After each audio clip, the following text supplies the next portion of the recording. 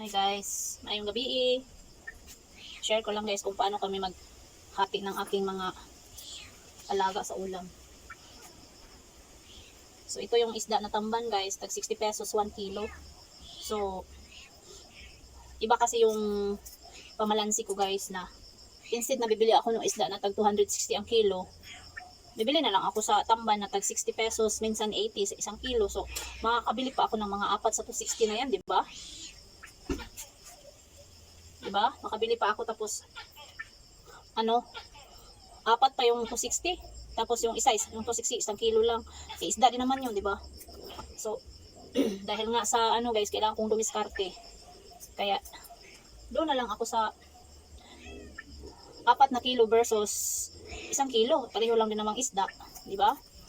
So kasi nga yung mga alaga ko, alam ko sino maarte, hindi ko makain na walang ulam. Ganun yun guys. Yan na, tingnan mo. Yan yung akin.